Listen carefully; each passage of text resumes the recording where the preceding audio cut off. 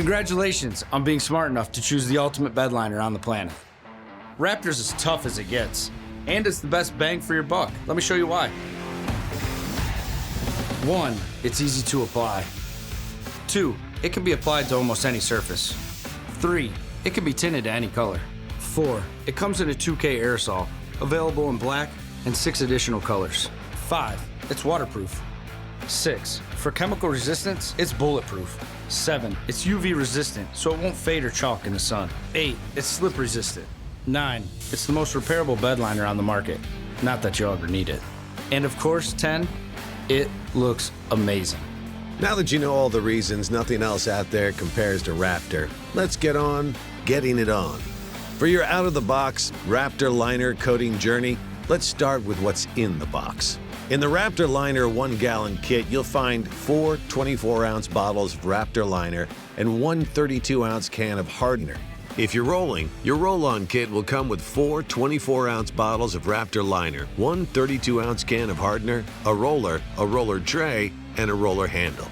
You're welcome. To get Raptoring, you also need a solvent cleaner, or even better, a can of U-POL fast-drying cleaner, a sander, masking tape, cleanup rags, and disposable gloves. Step numero uno is prep.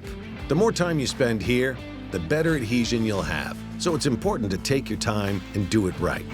First, clear out any debris or crud and wipe the bed down with a solvent to remove oil or grease from the surface. Pull off or pop out any covers, trim, or caps that you don't want to make tough as hell.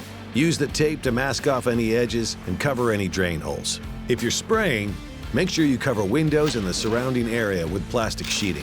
Raptor overspray is not your friend once it cures, so keep it tight and right. Next, you need to prepare the bed surface for application. Sand until there's no glossy finish. It's a dull job, but it has to be done. You can use a small sander, an orbital sander, or scuff it by hand with a pad if you're feeling extra tough. Sweep out your sanding mess or blow it out with your compressor.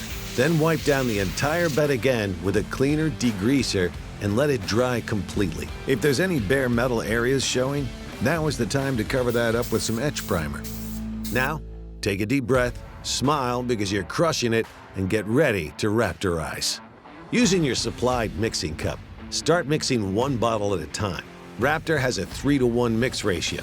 Shake the bottle or stir for 2 minutes. If you're spraying, set up your compressor to 45 to 65 psi, depending on your desired texture. Blast a bit of air through the gun to make sure it's free of debris. Attach the bottle to the gun and get ready for fun. It's always a good idea to test your spray to see what you've got going on and to get a feel for how the texture lays on at different distances. Normal range is about 18 to 30 inches. Begin by coating the back and side panels of the bed. For the floor, start at the cab and work toward the tailgate. Spray with an even sweeping motion. If you're rolling on, pour a mixed bottle of bedliner and hardener into a paint tray. With the roller, coat the back and sides first, then apply to the bed floor using even strokes. 2 or 3 light coats are better than 1 heavy coat. If applying more than 1 coat, allow Raptor to dry for 60 minutes between coats. Lightly sand and apply additional coat or coats. After applying, remove the tape and plastic sheeting. It'll be dry to the touch in an hour, ready for light use in 2 to 3 days and heavy use in 7 days. Now, the only thing left to do is get out there and do what you do with total Raptor confidence. Because when it comes to one tough coating, There's only one Raptor.